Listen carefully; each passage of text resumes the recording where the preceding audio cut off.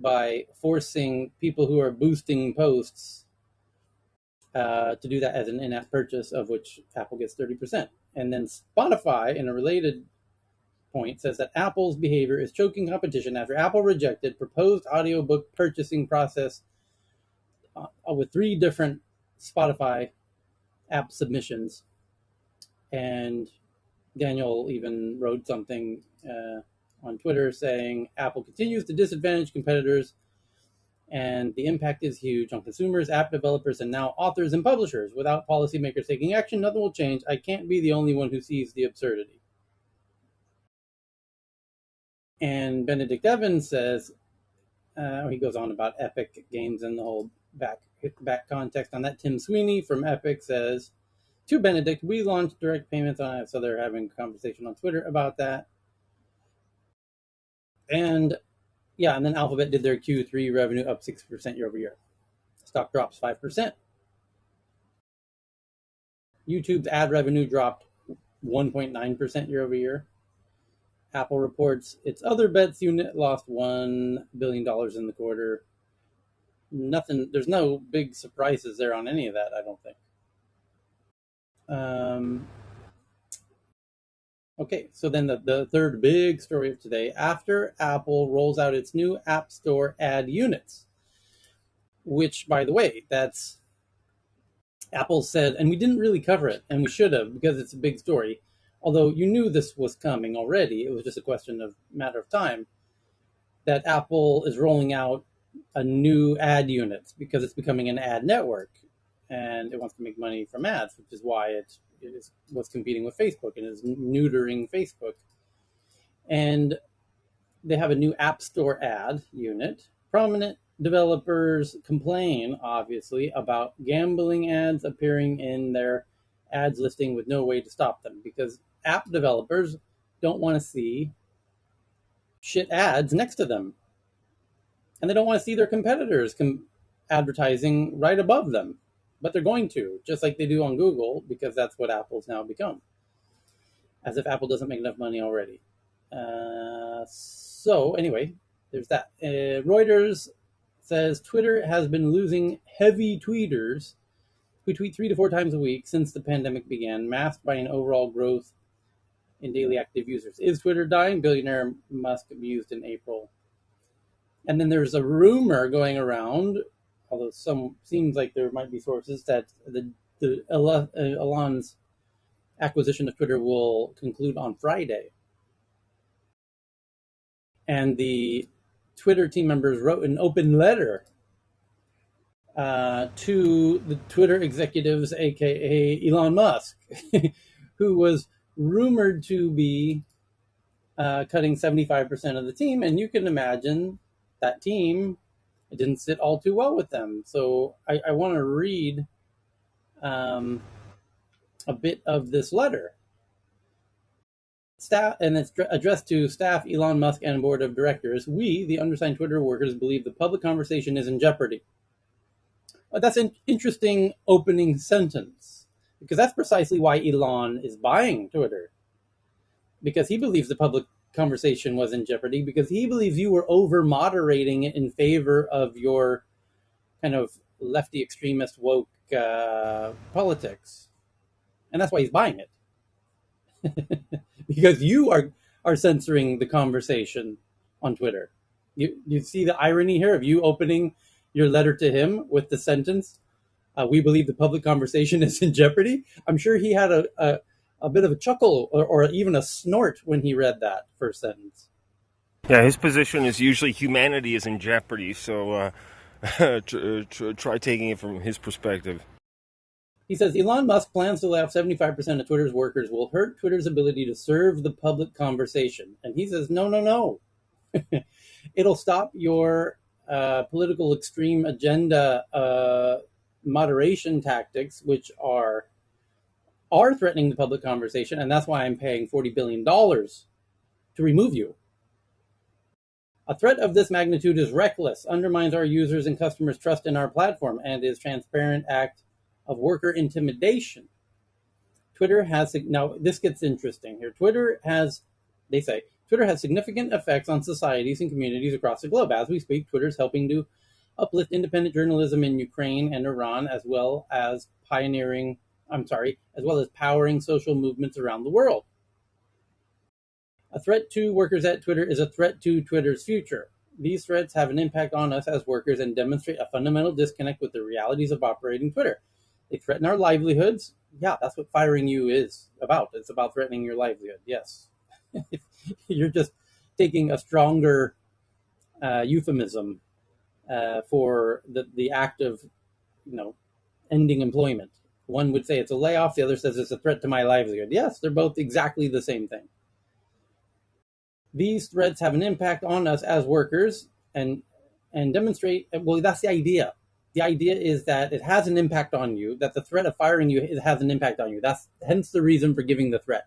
It Congratulations. reminds me of Google Maps, when Google Maps says, "Hey, there's a red light. There's a red light camera. There's a police check. They're doing radar there," and the police said, "Hey, Google, you can't do that." And Google said, "Hey, isn't the purpose to actually get people not to speed in this particular region of roads? So effectively, we're achieving that. So maybe these people should take the notice that, hey, maybe the attitude that you have is not sustainable with new management."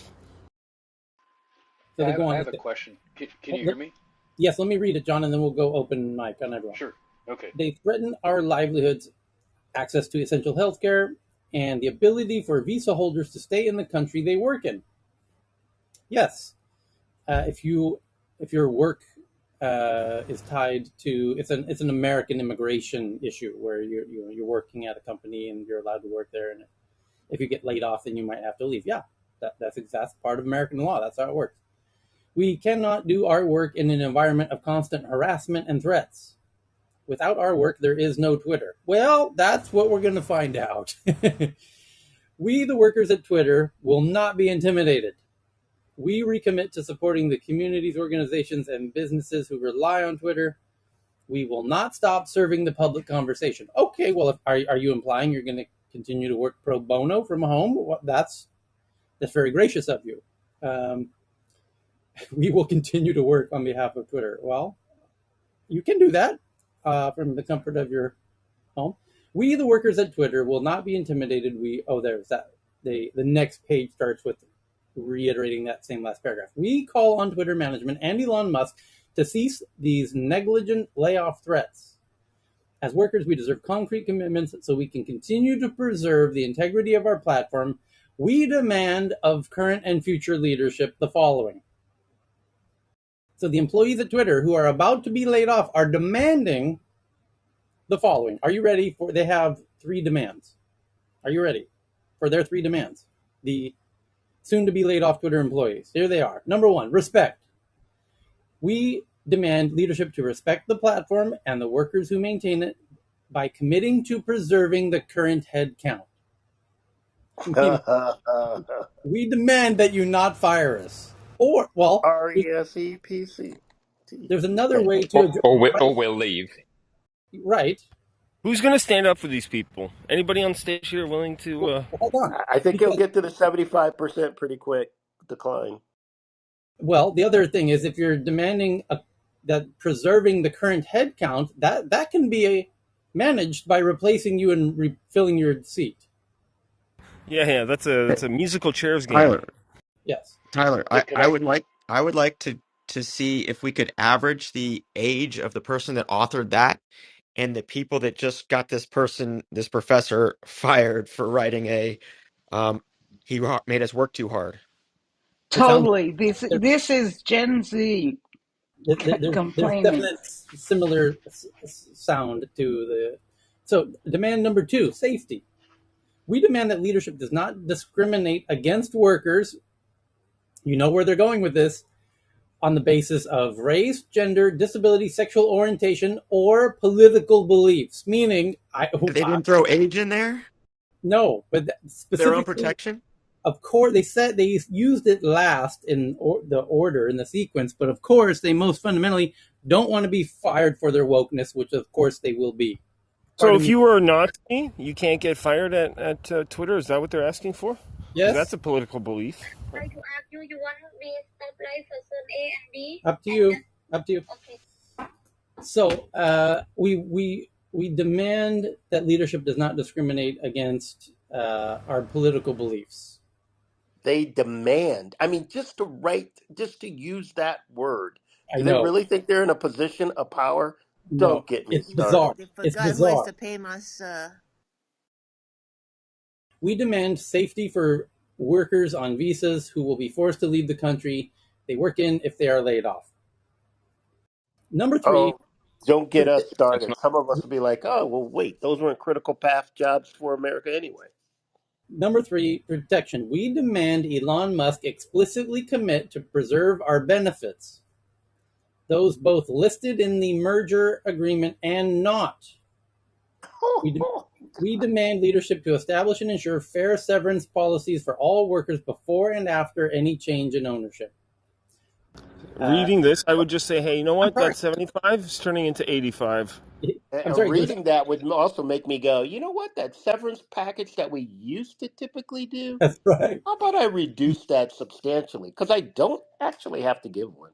Well, by the way, by signing this letter, I got to say this was a you really self-owned. But I mean, this is almost like the signing the Declaration of Independence, and the Queen. You know, by signing that, you were signing your own death warrant to an effect. And I imagine the co-sign, whoever signed on to this, is now at the top of the list of the 75%. There's a fourth Hey, demand. okay, go Let ahead. me If do the you fourth take demand, a and then you go first, John. The fourth demand is dignity. We demand transparent, prompt, and thoughtful communication around our working conditions. We demand to be treated with dignity and to not be treated as mere pawns in a game played by billionaires. There you This go. coming from the guy who sleeps in his own factory over the course of 18 months to get it up and running faster than anyone else in the history of building factories or manufacturing for that matter. So tell us again about hard work and Elon, right? And go ahead, John. John. Yeah, so you really have to sort of figure out how someone who can be at times very Elon Musk be very impetuous and impulsive and sort of half baked in his tweets, but what he's doing here is incredibly strategic. He's essentially asked for people to sign up for the first to be fired list, and they've obliged him gloriously, as Tyler pointed out. The disadvantages of this move is that when people really get worried, the people with the greatest talent have the most mobility and can get a job somewhere else more easily than anybody else.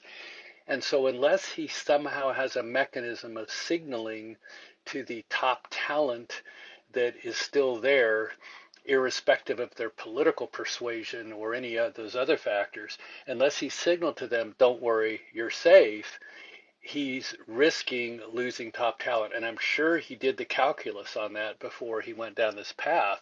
But those who will be first fired just signed up on a public list. Hey, me first. And as Dr. Francine said, I mean, this is classic Gen Z overreach, and that's one of the reasons Elon is acquiring the company. So while preserving people's dignity is a universal truth and aspiration, and you can't argue with that. Their overreach in these demands um, is is just a compelling capitulation, an unwitting capitulation to exactly what Elon wants to achieve. I'm what is it, 8,000 employees at Twitter, something like that? What I wonder is what they're all doing, maintaining the Twitter fire hose. How many of those are censoring content versus doing stuff like rolling out new features to do with monetization or keeping all the apps up to date and yada yada? How many people does it take to maintain this open public conversation that's called Twitter? Like by comparison, how many people built the Tesla training platform for Dojo, and what's the size of that team? So I'm expecting that Elon's making comparisons between engineering teams, and the interesting thing is this is kind of like this got flipped meta woke on the employees and staff themselves because if they were saying that, hey, they want to be woke and stuff, by virtue of their position now, they're already trespassing on the values that they want to be upheld. So seems I very easily contradictory, right? I should hope they saw the Hamilton play and listened to Aaron Burr. Talk less, smile more. Don't let them know what you are thinking and what you're for. Anyway, Agree Yeah, with you, agree. Robert. It's especially our president. She just show you how to do it. Wild. But what is normally when you write a list of demands, you at least imply some kind of consequence. Are they suggesting that they're going to leave if their demands What's the aren't met? leverage? Yeah, what's the Yeah, leverage? there's zero leverage here because the signers, the people who sign this are precisely the people that he wants to leave. So And all the other companies fired 20% of their people, so it's not like there's a talent shortage. oh, they'll end up working for the government to regulate these guys. Government's always hiring. But but I'm joking but serious, you know. But the thing is, uh, I think they could have written it with a little bit more finesse. But like writing something that says, not that I would ever written it, but writing something that says demand. yeah, My goodness, you must really think that you're coming from a position of power Like and strength. this isn't the negotiator, and you're not Samuel Jackson. You really don't have a lot of leverage here. um, But Tyler, are they opening sharing their names? Because these people obviously have attitude problem, right? Wherever they go, I think the employer will have like trouble dealing with them. it's a great point. Yeah, well, some companies will embrace them, and there's others like Coinbase who will not. But Google seemingly will. Depends on who's running the HR department Yeah, and the like when did it become a normal place or commonplace for, hey, yeah, my political beliefs, yeah, that's just something I talk about at work. I thought the whole point of work was, hey, it's politically neutral territory. We're all wearing uniforms, maybe, maybe not. But it's supposed to be universal because you want everybody to be buying your stuff if you're a business. So that's what business is, politics of the people. So I'm not sure why these people are arguing against these things because I think part of the problem is that Twitter may not have a sustainable business model going forward. So you have to pivot, you have to make changes. And what Elon suggests by turning it into the WeChat app, you can do that if those controversial people can sell stuff on there too. I think controversy sells. Just inform people. I don't think censoring them is a good idea. So I think I stand with that principle. And of all the people to be fighting for it, leave it to a foreigner who is defending the principles that most Americans take for granted. okay. So what do we got next here? Well, Next, Tyler, real quick on that. Beyond Twitter, is this becoming more of a habit of that cohort? Granted, this has gotten to a letter, but I mean, in essence, they're kind of coalescing into demands without leverage, but also semi potential for unionization, whether it works or not, but at the professional white collar level.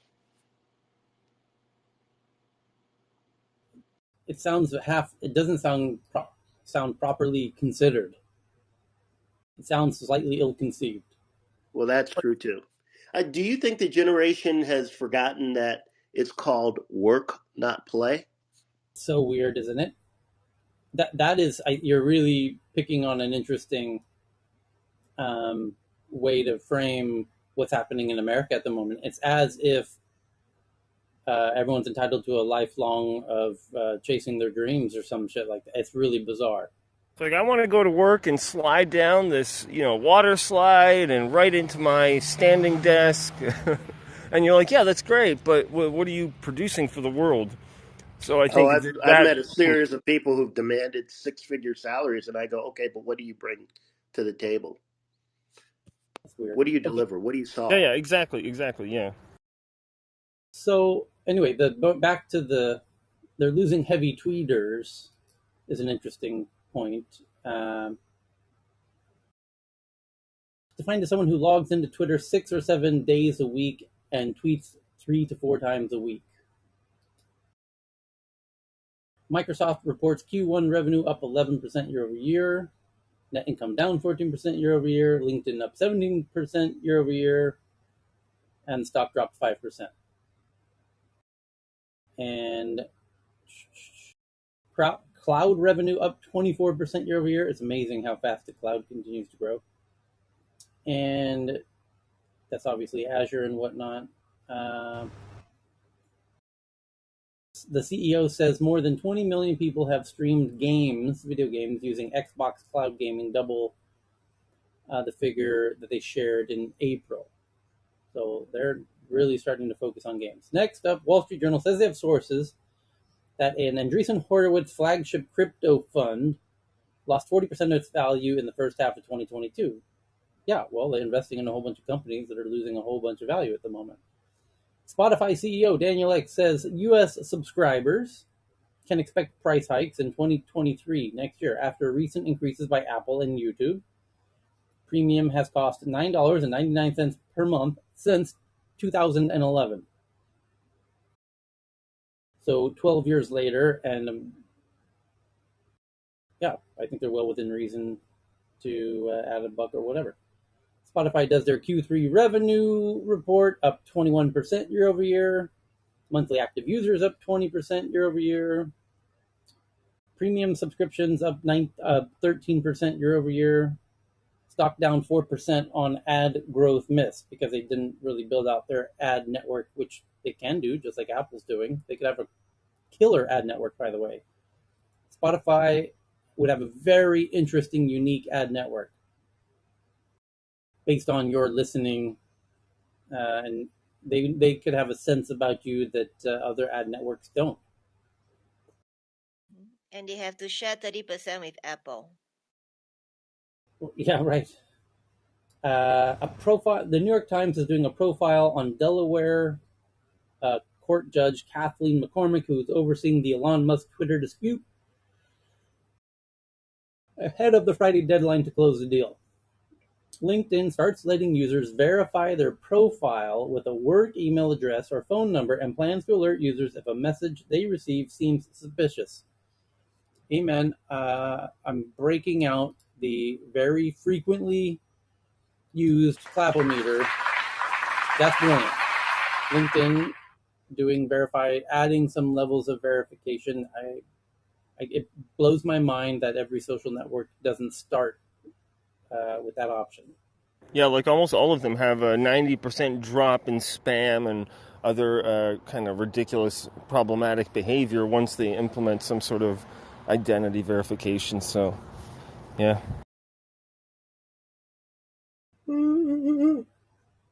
Seagate, the hard drive company, misses Q1 estimates. Who cares? Square's parent company, Block, sells access to customers' email addresses used to receive receipts. That means customers who bought things at retail, those email addresses are now accessible, which privacy experts say falls short of best practices. Yeah, I gotta say, I'm a fan of Square, Block, whatnot. That I would have to concur. That does seem like a potential falling short of best practices. And of course, you could build an ad network out of that because they are a POS system, essentially. They have a database of a billion people and everything they bought, and you could build an ad network out of that, of course. What else? An interview with Kickstarter CEO on running the company as a black man, future plans, overcoming bias, and more. That's from Bloomberg. The Verge has an interview with Panos Panay and other Microsoft executives on creating the Surface lineup. Who cares? And a whole bunch of fundraising announcements as usual. Match Group, the owners of Twitter, every dating app you can think of, plans to add profile verification. Here we go again. That's a twofer on the same day. Here we go. You guys are doing it. The networks are doing it. They're finally figuring out that you got to get rid of all of the bad actors, anonymous, monkey wrench throwers, and all these networks. Match Group planning to add profile verification in November, asking users to provide a video selfie, aiming to crack down on scammers. Good on you guys. Google agrees to improve its compliance program for legal demands and settlement with the U.S. Department of Justice, which said Google lost data sought by investigators in 2016. I'm going to fill you in on something.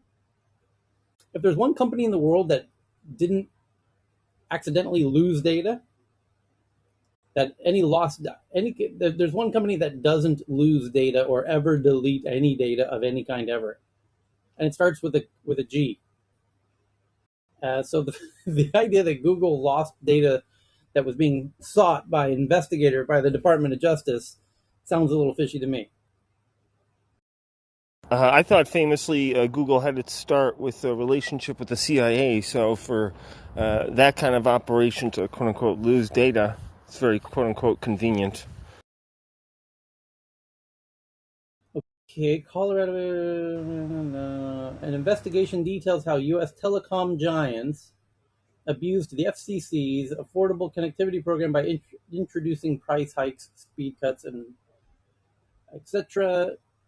Other fundraisings.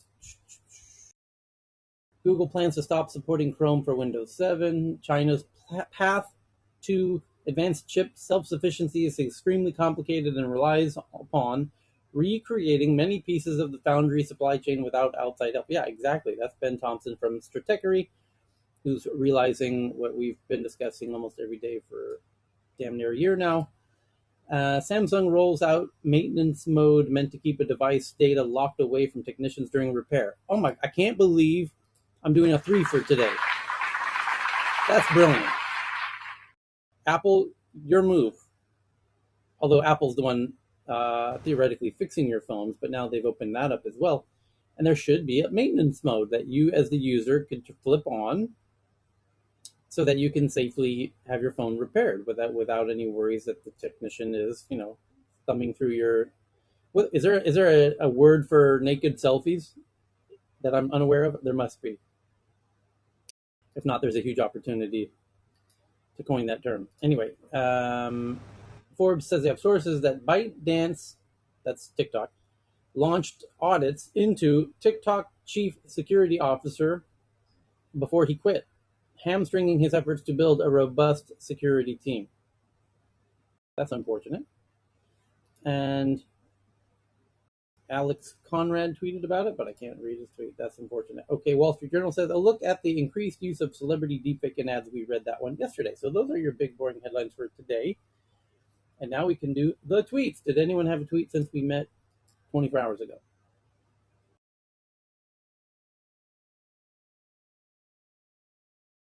I see Eric did about vasectomies, U.S. men embracing permanent health birth control through vasectomies. Yeah, I thought that was interesting. So birth rate is falling. Elon says we got to repopulate the planet. He's apparently got 11 kids on the way. But Americans are voting 1.47 to 1.4 children per woman now since the pandemic started, and that might be exacerbated now with vasectomies because partners, when facing, hey, are you going to get in trouble legally for this? Or should I just do this because we're not going to have kids anyways in this economy? So I think that's going to be something that happens more and more. So it might not be the kind of policy results that the conservatives were looking for. Okay, the It's white. not. I'm sorry. No, go ahead. No, I just wanted to point out it's not as much economy as much as this form of capitalism, right? So it's a bigger kind of decision, and so they look at just the prospects. But I know that's what you meant, Eric. All right, I'm a no voice to this. So, say somebody young has it, snip, snip.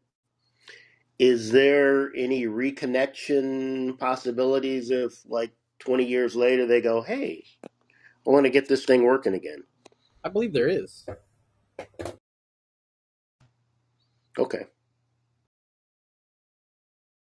So, the WhiteHouse.gov website had a update about how the White House, or specifically the Office of the National Cyber Director, which is part of the White House, met with government and private sector leaders to discuss cybersecurity issues in the electric vehicle supply ecosystem to reduce hacking, among other things. because that's a very serious situation. Because if you could hack all the EVs at once, you could cause some serious damage as a cyber attack. That would be Fast massive. and Furious. That's the some scene in the Fast and Furious movie. Well, the other issue is there's hundreds of suppliers, although maybe only a handful of suppliers of like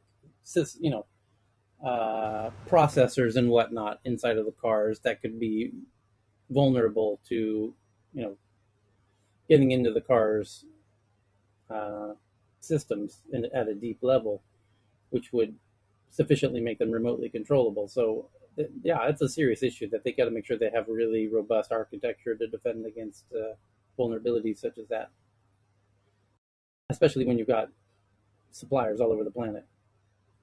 Um, car feature subscriptions should be illegal, New Jersey legislators say. And as an example, I hear that BMW is charging a monthly subscription for seat warmers now.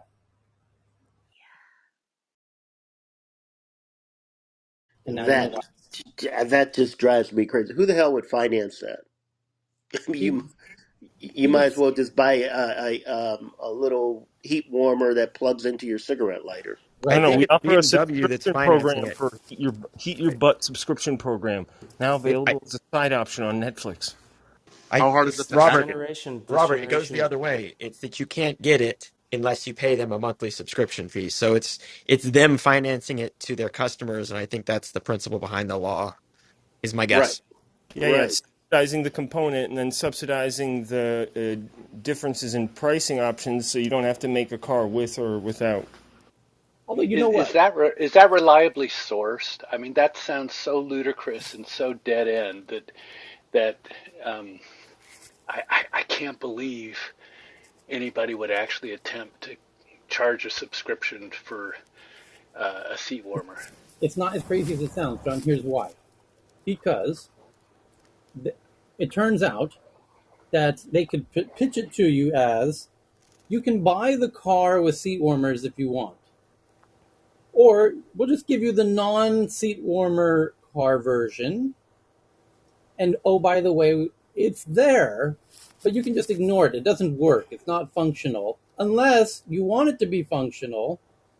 So now they've kind of tricked you into just go ahead and take it free of charge. You can't use it and except on an ad. Now here's why you might want to use it, because you might live in a place like Northern California, where half the year you kind of wish you had it, and half the year you don't care at all that you have it.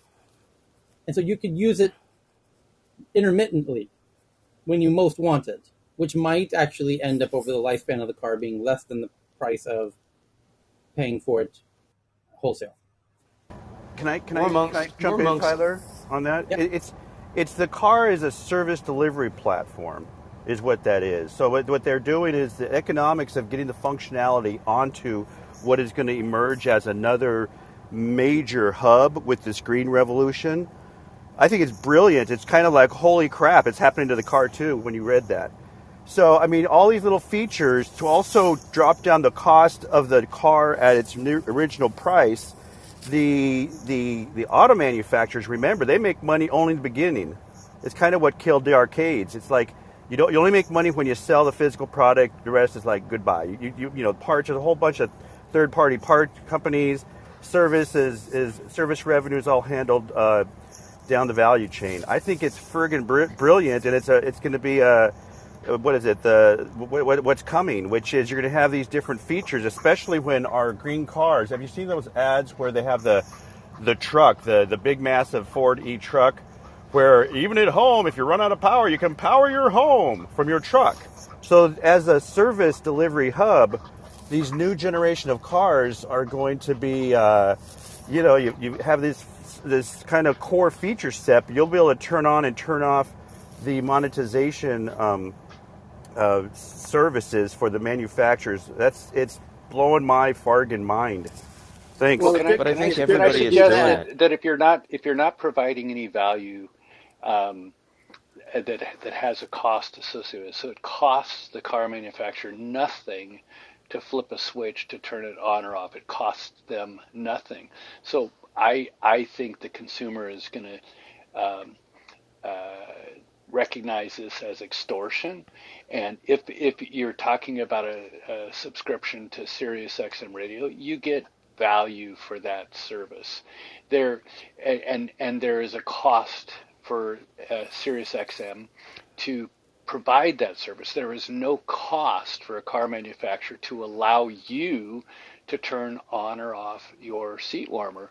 And so I think this is just a new revenue model for Anonymous. I think May I? this was I not think very well received in Germany, by the way. I just Yeah. want to Yeah, say with that people who's thinking about ways to hack it. I think the Yeah, thing is like we've been. Anonymous could actually make a killing off of hacking this system. So, quick question, because I don't really know much about the, well, not much, but I know a little, about the manufacturing process. Would it be cheaper for them to include all of these options in any car so that it can be turned on and off, to John's point, and then therefore actually like doing similar things that Tesla does in terms of you buy a car and you never really have to come back to us to have something added to it, but we can certainly turn things on if for the manufacturer it doesn't cost them anything, but it is a new revenue stream. Tina, I think the answer to that is in the question. Look at what Tesla do. So for some things, yes. For others, clearly no. So if you've got a dual motor car, you can't make it as powerful as a triple motor car because a motor and motor controller is quite expensive. If there was a period where 75 kilowatt hour battery packs were nerfed in software down to 60 and then released during the times of like wildfires and the like. So that clearly it is cheaper. It's just as cheap to put in that size battery. So it entirely depends on the feature and the material cost. There's not one answer fits all for that. Well, I think and everybody Tesla has wants a to be cost. a software company, right? All these companies want to be a software company, number one. And it's no different than a software company, Microsoft included. You could turn on and off a feature, right, without changing the product in general. The addressable market for doing that is far wider than, let's say, an automotive company. And they've already The tried the difference. platform model, right? Turo. They've tried leasing, which just is a more expensive way to buy a car. And now that interest rates are on a rise, they want to we've probably got about 2 or 3 generations that have fallen in love with payments versus products. They want payments and experiences instead of product at a lower price. And the other interesting data point that I think has been tried and true for a long time, I'm sure it needs to be updated, is that for every option that you buy on your car, the second you drive it off, 1 year later, is worth 30 cents on the dollar. Not replacement cost, but in terms of cost on the market. So I think it's just these automobile companies, you got to kind of give it to them for thinking creatively and playing with the payments with rising interest rates. I think the original point where this topic opened up is they're going to see how long this happens and when it starts to affect their brand loyalty. And I think somebody was just chiming in about how it's landing in Germany with BMW. But that CMO is going to have to watch their loyalty index and make sure that they don't lose customers as a result of an overreach business model, which is basically what everybody's trying to do today, right? Both in and Well, outside of the tech. difference is when Tesla makes you pay for a software upgrade.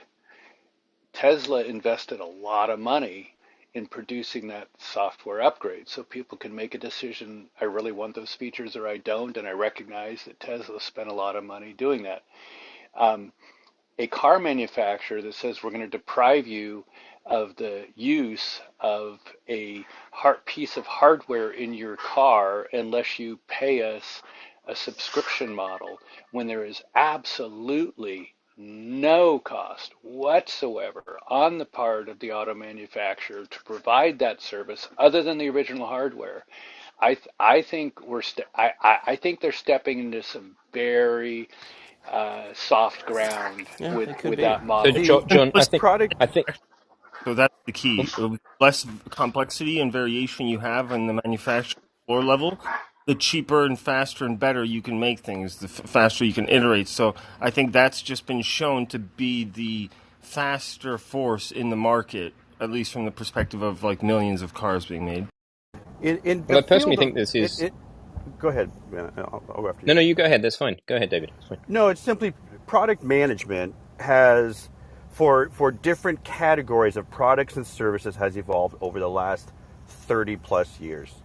You know, the brittle physical product management approach has over time, different categories have turned into more of a service model because of the business model that those product companies are in. You know, that why do you think Apple is just scrambling every year to try to sell the latest version? And guess what? Ventura, their latest OS, it's only going to support computers 5 years back. So let me getting back to this specific thing. This is nothing new. In fact, I think somebody can correct me, but I think OnStar was the first subscription model used in cars. I may be wrong. Maybe they included it. Maybe they bundled it. The word bundle is an important thing to keep in mind. And Tina, you asked a pretty good question, and let me answer it. It's not going to be. It's not costless, but they have ways to the product manager or team or that whole process in the managing the product line. They run all their forecasts. They get a sense for what's throwing off revenue, and that's how they determine their build of this part of the lower end of the product or the luxury edition with the bundles and everything in between. So they've got badass spreadsheets and all of that to kind of manage what kind of a build that they do.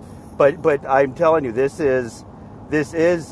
going to provide the companies more flexibility, and they're going to figure out how to market it and bundle it in value propositions that ultimately, as the car morphs from not just the shrink in the carbon footprint, but from to becoming an energy hub for our lives that will become more mobile. And think about it this way: we also can buy less cars when we have this kind of flexibility with our, transportation mobility devices. With the everything that's emerging with these fleets and things like that. There's a few thoughts. Thanks, David. You know what you just got me thinking about as well is resale value and how that impacts the larger market. When you look for a used car, what features, functionality do you want, do you need? And if that can be turned on and off, that changes that whole dynamic.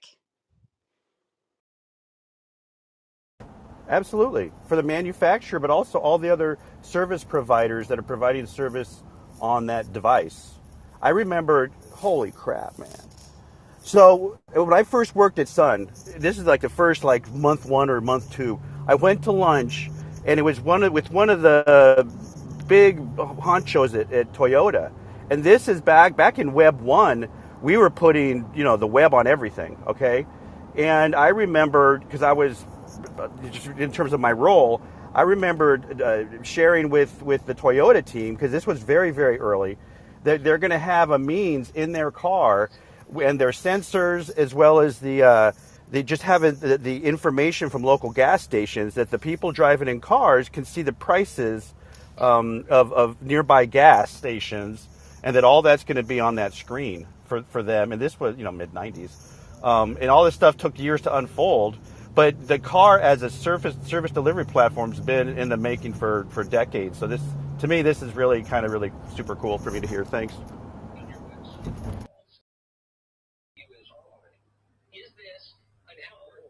Yeah, this is fun. I think regarding to cars, it's actually my hobby.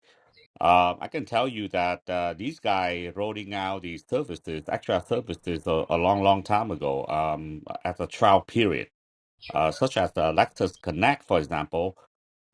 Even you have a GPS, you're not gonna able to operate while you're driving.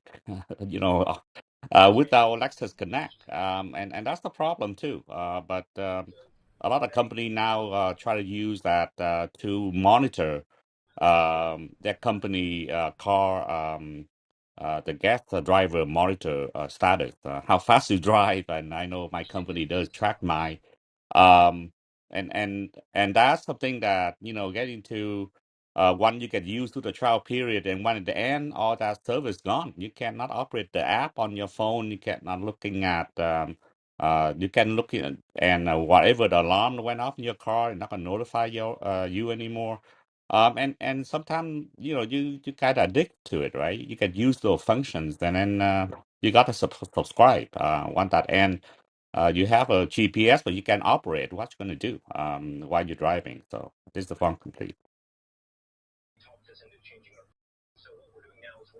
Okay, Tyler, you're muted. Yes, I am. Thank you, Cheryl. So the next tweet that I have is from Tomoko. It says TikTok and Facebook failed to detect election disinformation in the US while YouTube succeeds. A whopping 90% of election disinformation ads tested were approved by TikTok. What a surprise. Thank you for that one, Tomoko. Next is from BB. From the Wall Street Journal, Meta investor urges Mark Zuckerberg to slash staff and cut costs. Investment firm Altimeter Capital, which is a very serious VC firm, in a letter that drastic action is needed for the social media giant to get its mojo back. I tend to agree. They got a lot of fat to cut. I just happened to see today a TikTok video. I don't have TikTok, but this TikTok video went kind of viral outside of TikTok, which is why I was able to see it, of a 23-year-old product manager from Facebook who doesn't seem to be doing much of anything other than enjoying the fine food at Facebook. And doesn't really see, and why is she even on TikTok as somebody who works at Facebook? It's really weird. And I'm starting to see a lot of videos like this of very young folks who work at big tech companies making daily my life at my big tech job videos, and these people are barely working from the looks of their videos. Like they go to the, they do quite a bit before, they get into the office, and then it doesn't seem like a lot is happening at the office. Well, they have to go to the wiffle ball table and then grab a bite and an espresso before they get to their desks. You saw the Um, same video I did, yeah. Yeah, I had a friend like this. He would always be around in like random classes at university, and he made it seem like he doesn't study at all. But I had spent nights with him studying for hours and hours. So sometimes people present one side to the world while actually like overworking like crazy. So I'd want to see this person's code submissions, for example. Like, hey, show me your code submissions and then show me your leisure bullshit video, because I don't think like some of those teams are run like tight ships. So if you're not pumping out code, then you're under review. So I'm not sure. Is it just like, hey, look, this is simple. I wanted Yeah, to look. My life is simple. Seems weird. yeah. Let's be careful. Tyler, a whole lot of them are overworked, right? They're too busy to make the videos. So let's be careful on the projection. But it depends on the company, and all of honestly, a lot of that is fully supported by the HR because they want to make sure that the labor market knows that it's not a they get the idea that it's not a sweatshop or that it's a good place to work. So that's part of the culture as well. Okay. Yeah. Uh, on the tech space, I can tell you because the rising houses pricing, but also on the workspace cost. Yeah, a lot of employer now, including University of California and technology company here in California, they are they asking employee to work from home and option coming in. So a lot of folks have a lot of free time. So and on another news on Google, Google actually launching our workspace now into other country, APAC country, including Vietnam, Thailand, and Philippines, and other. And they upgrade the original plan. I believe was 30 gig now, and you can actually get a free upgrade to 1 terabyte. So a lot of development on Google side actually try to get into the business side now. So thank you. Okay. Next up on the tweets. Oh, that was a weird. From May, UK lawmakers vote to recognize crypto as regulated financial instruments. The lower house of the parliament voted in favor of adding crypto to the scope of activities to be regulated via the proposed Financial Services and Markets Bill. So cryptos are legitimate. Okay. And PT Yoder has this one on the same topic. Breaking news that the Cash App, which allows a lot of people to send money to each other in a very, very simple way, enables sending and receiving Bitcoins now via the Lightning Payments Network for its 40 million users. So now it's a fiat and crypto wallet. As predicted, I said in my interview of Twitter's CFO, Ned, which Cheryl was in the room for that, and I said, will the Cash App enable Bitcoin? Because this gets very interesting. As I said to Ned, this was a year ago, by the way, uh, if Twitter bundles with the Cash App, if Twitter gets a wallet of some kind, which, by the way, there is a separate headline today that Twitter is adding a new wallet. And I can guarantee you that wallet will handle Bitcoin as well on Lightning Network and fiat currencies as well. But that will be very, very interesting because then you will have a way for everybody with verified identities to go around sending Bitcoins to each other internationally for products and services because Twitter will start allowing you to sell products and services. That's a whole other new branch that it's working on. So Elon is acquiring Twitter at a very interesting moment when a lot of these really high potential product features are all kind of coalescing, kind of coming together at the same time. So It also begs, just real quickly on that, it yep. also begs on the news that he's going to drop 75% or whatever kind of staggering number of employees. He's going to need, if he's going to wildly expand the feature set, he's going to need an F ton of tech talent. So it kind of begs the question of what is the real reason behind jettisoning that many employees. And I think we all know why. And he's been very vocal about his speech goals, I think, on that. So it's just kind of just interesting to put a pin on that note as well, I think. I think it's a good way to clear house too. Jettison what potentially is poison, and then you add back the people who will be enthused and loyal. So actually, not a bad strategic move if you can do it. Well, Yeah, like what was that number? That if you have 100 people, it's the square root of 100 that does 90% of the work, or more than half. But it's basically you can afford to get rid of that large number and still stay afloat with most of the way that engineering projects scale. Yeah, I was Salva? gonna add. Sorry, I just jumped in. I was gonna add, like, if you think about the 10x engineer, right? If Elon can bring in, 10x engineers, and he believes that Twitter doesn't have, has been lax on the talent side as far as the quality of it, then yeah, you can do it. But also, like, I feel that this is also partly that he needs to make the debt payments. So be able to cut all that staff and be able to make those debt payments for the financing. That's probably top of mind, so it doesn't bankrupt the company. Yeah. It's like, hey, you guys are forcing me to buy this, so you're forcing this decision because markets have changed. Everybody was happy, kumbaya and everything earlier, but now that the landscape looks a little different, it's weird how they were wanting to force it but not understand that, these kinds of things are consequences. well, Well, so it takes time to go ahead. I'm sorry. yeah, Philippe's law, named after Philippe Kahn, founder of Borland, is that the optimal size software engineering team, and this is a gross generalization, but is 7. And the reason for that is that the intense creative collaboration doesn't really scale into large groups.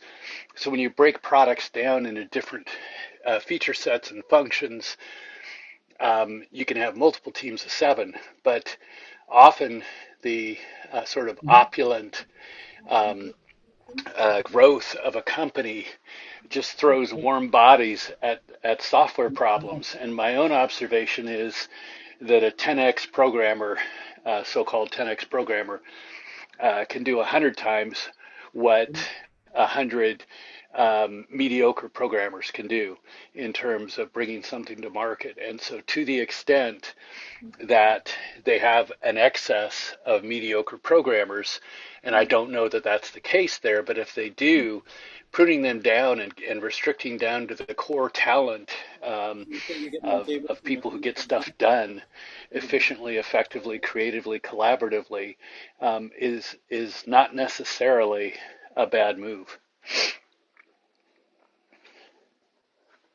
Oops. Okay. Next up is from BB from South China Morning Post. Chinese scientists use little solar screens on the backs of pigeons to control a device in the pigeon's head.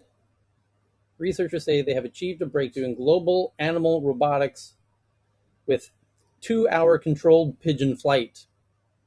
Who needs drones when you've got robotic pigeons? Mm. It's like if we can apply this tech to any animals, then Solar powered pigeons. and I think the key phrase is it already done a 2 hour controlled fly, and that is the scary part. If it's Sorry, where So are these researchers from? Because I know a team out of China was doing this with beetles, so that was kind of cool. You know, long time ago, before technology catch up and we have drone, the Chinese are already using pigeons to send their messages. 飞鸽传书 is what they yes, call yes, it. but it's not like it's 100% workable. I mean, you still have to choose to train, and in the end, there are only like maybe some percentage of those pigeons to deliver the messages. But if you can't do it with the chips, and I think it's a little bit like the CP, sorry, brain to brain to computer interface thing. So especially, um, I think we have all the technology right now, but if it's done, it's doable with animals, just like Tyler said, drones. Okay, for the weapon perspective, then you can extend those to like any animal. Then the the range, then you have to. Uh, have another kind of mindset to defend. So I think that's the yeah So open mind. we're talking.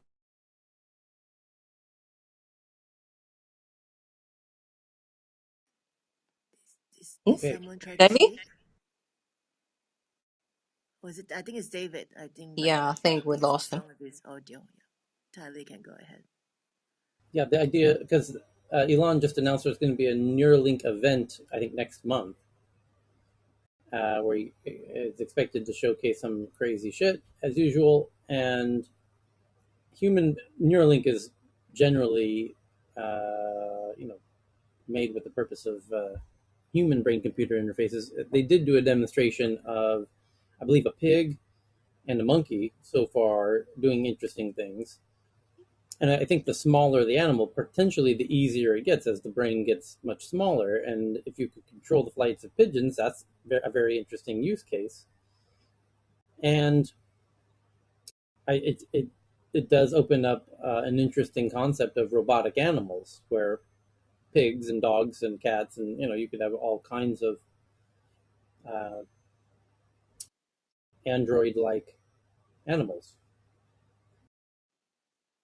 You could get your dog to listen to you. Finally, Just real quick, humans are animals. yeah. Farmtown Dynamics presents the War Pig.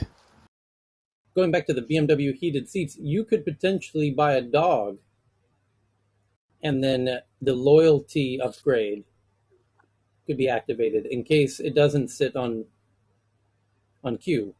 You could pay for $5 a month. You can make sure that dog sits when you tell it to sit. John or anybody else, roughly what's the metabolic efficiency of an animal burning carbohydrates for mechanical motion? Do we have any idea? I mean, so all carbohydrates, whether it's Wow. fossil Okay. fuel So or butter, is similar yeah, density energy, specific energy. yeah. I think you could probably answer that as well as I could, Ben. And it goes something like this. Most energy conversions between one form of energy and another has a very high heat loss. Um, in in Well, the not conversion. electric motors. They're 90-something% efficient, for example, in both directions. So, I mean, it could vary a lot. That's when. So the reason I'm wondering is Well, because I think electric motors are the yeah. big exception, though. But if you go Hmm. from chemical energy to mechanical energy, I think it conforms to the high overhead. And I don't know if you take, 1 gram of You're probably right. It's for of we're effectively fuel cells, so we're subject to normal Carnot type right, efficiencies, and right, so right. okay. So call it So call it so so 30%. a gram of protein or carbohydrate is 4 kilocalories. A gram of fat is 9 kilocalories. That's the Yeah. actual potential energy, but what actually ends up being translated into mechanical energy, um, I would guess is on the order of 30-40%. I don't know. Yeah. Okay. Yeah, that would be my guess as well. Okay, so that's interesting then, because then a pigeon or an animal is effectively a carbohydrate burning little robot, and it does the mechanics very well. And the energy density of carbohydrate is the same as fossil fuel. So the figures you mentioned were calories per gram, but you could just say 10-ish kilowatt hours per kilogram, which is the same for your lump of butter or your Jet A fuel. It's roughly on that order. So, which is a Well, hell of a lot higher. butter is twice because it's fat. Butter is twice what a protein or a carbohydrate is. Yeah, fat. So I'm talking about a fat compared to fats and fossil fuels are in the same sort of order. So, but the specific energy of a fossil fuel is many times higher than batteries. So the energy per unit mass is much higher than batteries. So if you're comparing So 900 to flying a 1200 drone, kilometers a day per pigeon. So that's their average flight. yeah, exactly. If they're pretty, even if they're throwing away 70% of the power, whereas an electric motor is only throwing away a few percent, the fact that they can harness carbohydrate energy with a specific energy of like 10 versus a lithium ion battery has a specific energy of 2, sorry, point two, which is completely, that is 2% of the specific energy of fossil fuels. So you can have 50 times more uh, energy in a pigeon's food or fat stores for the amount of mass than you can in a lithium ion battery in a drone. Now, that pigeon might throw away 2/3 of that energy, but so what? That's still, 50 divided by 3, which is still 16 times better off running a drone off pigeon fat than you are off a lithium ion battery. So the idea that you can interface with its brain and then control it has a lot of merit in terms of the range, the potential range of that drone. I'm just preparing today's session on the physics of flight, so this is why I'm kind of balls deep in this SVT Oh expression. yeah, But no, I agree with everything you said. The one additional thing I would say, and you know this better than anybody, is that the pipeline for enhanced ergs per kilogram of batteries, there's a couple of things in the pipeline that will potentially have significant multipliers of the I current. I I, I significantly disagree with that, having spoken to several battery scientists. That what I'm hearing is that we're not going to see specific energies in batteries, in chemical batteries, increasing by more than a factor of 2 ever, and that would be really pushing the boat out. We are up against the limits of the periodic table, so I really want to make sure people don't hold out hope that we're suddenly going to double the specific energy of batteries. It's Although 20, 30, metamaterials, 40% maybe. yeah, although metamaterials Doesn't research might have some new no innovations, so there are no examples no. of. Don't give me the whole carbon nanotube thing, Eric, No, because no, no. that's That's not that's what I'm about the saying. No, it's. no, no, Oh, no. okay. I'm getting. Okay, so the point is that metamaterials, if we can make structures that are complex and we use more elements from the periodic table, the chemistries that emerge are one hard to predict, but sometimes are interesting and novel to the point of being more efficient. So recently there was a liquid metal battery that showed some promise because they used some exotic material. So what I'm referring to, for example, is like when you have the next generation of chargers. Does anyone know what metal they're using? They're not necessarily using nickel. They're using gallium arsenide or gallium nitride, right? So jumps like that, yeah, that's a few percent. But in terms of metamaterials, there's a lot of potential just from the theory perspective. You can engineer things for certain frequencies to either have complete absorption or complete reflection. So that to me already is a lot of potential from the theoretical perspective, but we can leave that for Yeah, but your it's still only in the realms of maybe doubling the energy per unit mass of chemical batteries. At best, it's not like it's not what we need. Bear in mind that fossil fuel is 50 times better specific energy. Just worth bearing in mind. And the animals burn effectively carbohydrates, fats, fossil fuels, if you like, and strapping chips to their brains and letting them do the mechanical bit is at the moment a pretty efficient way of doing things in terms of the range you Okay. can get and so forth. Killer Speaking of pigeons. fossil fuels, I'm retweeting right now a tweet from Just Stop Oil, which the Brits are probably familiar with. They seem to be getting a lot of headlines lately with their antics and stunts of stopping traffic around central London. And now they're escalating things by spraying paint all over 55 Tufton Street, headquarters of fossil fuel lobbyists, etc.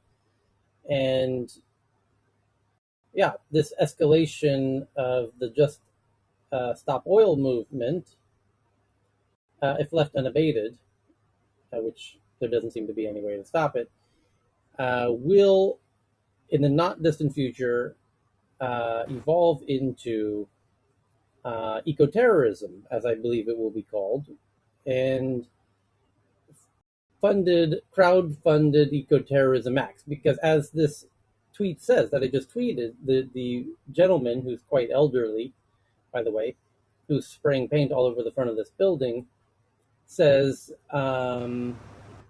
politics is broken. Oh, he says we're here today to fight big oil. That's the first sentence.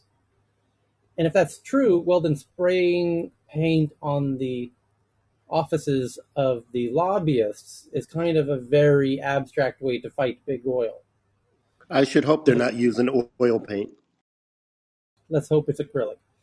And if indeed their plan is to fight big oil, then there's a more direct way to do that.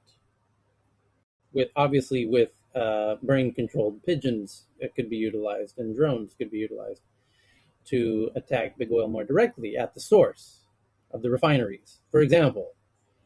And the only reason they're not doing that is because they lack resources to do it. And there's people who would give them the resources to do that. So once those crowdfunding campaigns, which will probably need to be done through blockchains for fear of them getting shut down and deplatformed by governments, but there will be DAOs, those are called DAOs, so there will be DAOs to fund eco-terrorist acts against oil refineries and major oil companies. And watch, this is an interesting social trend to watch develop, which I predicted, 5 years ago would come. And now it's starting to evolve as the climate continues to act more erratically. You'll see more exacerbated erratic behaviors by people to try and act out in whatever ways they can to stop it. And there will be people who aren't able to act but are able to fund, and those two linking up together are going to they're going to have an almost Black Lives Matter level of funding, because there's going to be people willing to contribute a considerable amount of funding to these efforts. So watch out when that powder keg kicks off. The next is from BB from The Verge. It says Getty Images CEO says that firms racing to sell AI art could be stepping into illegal territory. Firms racing to sell AI art. Well, no. Okay. Yeah, if you're a website selling AI art, and that AI art is infringing on some artists, then the artist might include you as the platform where the deal transpired, as you would also be named in the lawsuit. Yeah, that could happen. So And what the would that AI, look like? Hey, this neural network had 17% recognition, so you owe us that much royalties. Is it going to be ridiculous like music that way? I look forward to the court case. I want to know who will be the first artist to sue an AI for likeness, and which platform will be named in the lawsuit for enabling the transaction. Heather, yesterday we read that the Shutterstock has the plan to sell AI stock images. So Right. this is, Right. I think it's interesting to see the platforms have totally opposite opinions on this. Well, here's the weird part. I mean, from a Getty Images perspective, because they're dealing with human created images that they sell, that humans take photos and then they sell them on Getty Images, and that's they've had a really nice little game going on for a long time, and that's based on some sort of scarcity of people's ability to take good photos. That's now become completely commoditized, where you can ask for anything and it can be generated instantly for free. Limitless commoditization of what used to be a scarce commodity, which was good photography of various topics. So Getty is now valueless. It's as if in the age of refrigeration, ice used to be scarce until there were refrigerators, and now ice is commoditized and practically valueless. So it's a very similar app comparison. So Getty is completely screwed trying to sell ice, and to Eskimos no less, when you're going to be surrounded by it all the time. So yeah, good luck stopping it. Anyway, yeah, but of course they're implying in that headline that some art will be infringing on some other artist's likeness. To which I say there will be so the art coming out of AI will be so prevalent and abundant and commoditized that they won't really need to be infringing on a lot of artists.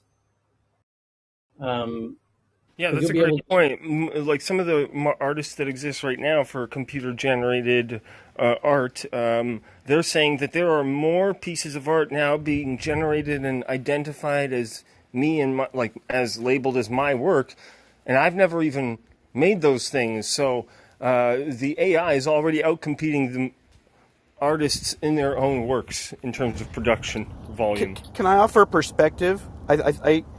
Let's look at what happened when Citizen United allowed this idea that corporations can have free speech and what it did to normal human citizens. Corporations are not people. And let me just offer this as a maybe a weak argument for some of you. You might say, machines are not people, right?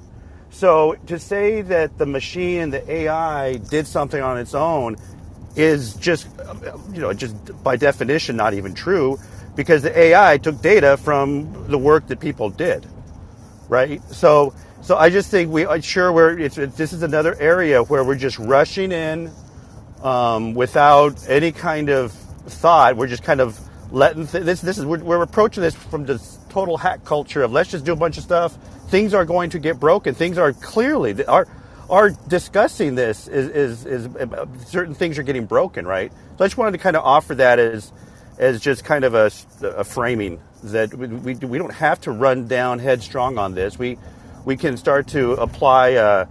You don't have to use the word regulation, but there could be some principles that we label things and we provide ways for consumers to vote with their money. There's a bunch of different things we could be doing as this tsunami. I totally agree, Tyler. It's a tsunami that is unstoppable at the moment, right? So just wanted to provide a little perspective.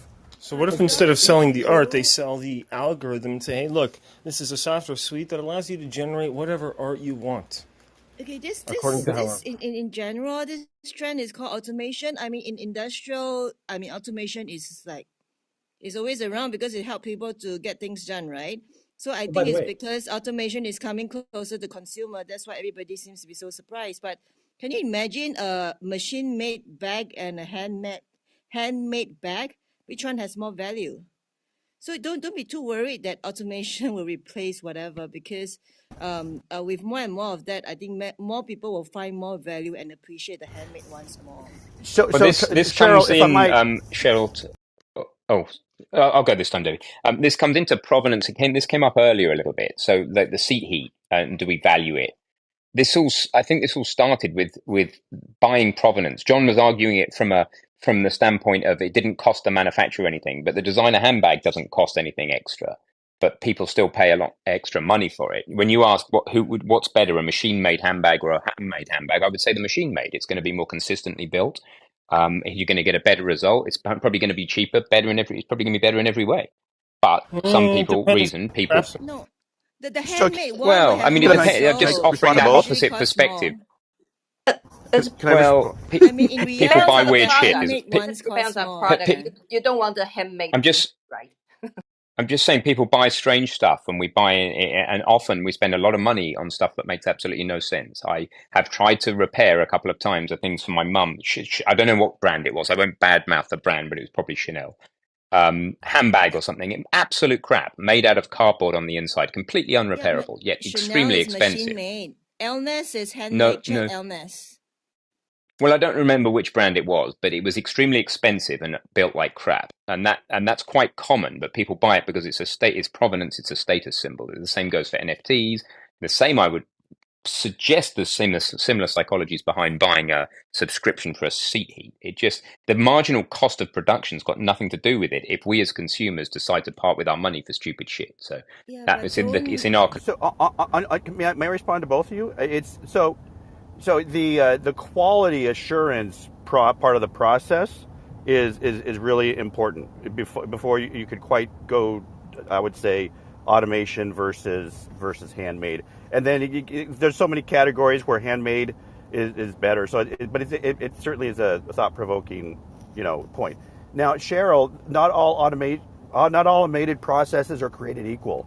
I guess I would say it that way, right? So there are some that automation is providing a new means to do things like surveillance, where having it was impossible to hire enough sentries to watch your entire farm or something, versus automating complete like the baristas, right? So it's just different. That's all I want. I just want to put it there that you need a certain level of framework to kind of compare them and to analyze them. And you all know that I'm an advocate for taxing automation in certain probably when you think about it, almost every situation. But there is a systemic problem with blind. Let's let the automation king and robot king take over our society and civilization. It kills the middle class and things like that. And middle class is very important, you could say. And Okay. that I mean that's why a lot of YouTubers do this blind test to give you two projects that was one is very expensive and one is very cheap. I think it's hard. Sometimes it's really hard for us by to tell which one is more value just by your eyes. And even in the future, sure, if you want a hand and human made or handmade bag, I think the algorithm of those AIs they were train the robot to do things like that. So I think the boundaries, thinner and thinner. Okay, I can Okay. tell something. TSMC will not be TSMC if there's no automation. Because can you imagine how fragile a wafer is? Yeah, so I mean, it depends on the product. So some product, the value actually, I think, is why the brands has their values. Just like all the other Almas, LV, or anything. That's because they made it a valuable brand. But the product Okay, itself, yeah, this the is probably cost. another discussion topic, but just to And give that just my, I handmade just stuff have yeah, a soul. Okay, it have a soul. It has a soul. yes, it, yeah, Next up depends on that. is from Saudamini. Snapchat's founder slams the metaverse, says people prefer augmented reality. Snap's Evan Spiegel said the last thing he wanted to do when he got back from work during a long day was live inside of a computer. So it's kind of a blow towards Facebook, who is a direct competitor of sorts. And the iPhone 15 next year, it's now essentially softly confirmed that it will be USB-C. They don't really have a choice because the EU just ruled that. So at least in the EU, but Jaws, as he's called at Apple, one of the head executives, confirmed that they'll be making the phone in USB-C. for next year. So there you go. And Saudi Mini just did a shit ton of tweets in the past 20 minutes here. What do we got?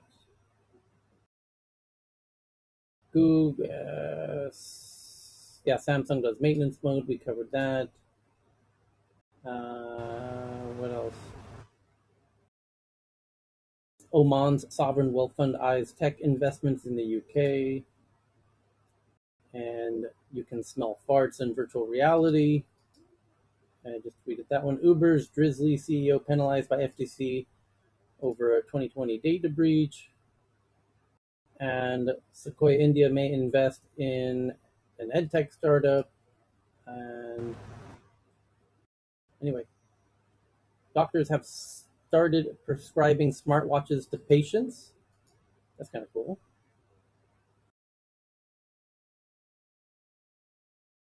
That's awesome. That's a great point for continuous data and how even something as simple as heart rate, if taken over a time series analysis, can be quite fruitful in terms of, hey, you had this event, you had that event. What does this mean? Just even seeing groups of people, self-supervised machine learning could categorize the people just by the variations in their patterns. So, and obviously, I'm a little biased because that's kind of what I look forward to, a future where everybody has a tricorder. Spotify criticizes Kanye West's comments. And Meta slams Apple for undercutting others with their ad policy. Well, yeah, of course, because they just took away a bunch of your money by forcing Facebook to use in-app payments for people who want to boost posts. And that's about it. So thank you to everybody for the tweets and the comments and the headlines, and we'll do it again tomorrow. Thank you, everybody. Thank you. And Ben will be starting his room pretty soon. So just look at the room on top there and just pin if you're interested. How much better can planes get? Well, he used to be a pilot, so he should know better. Hey, enough of this used to business. I'll start it now, Cheryl. He's We'll still go a for a long. pilot. Yes. Did you lose your license recently? No. Okay. No, I'll start it in a few minutes. See you soon, guys.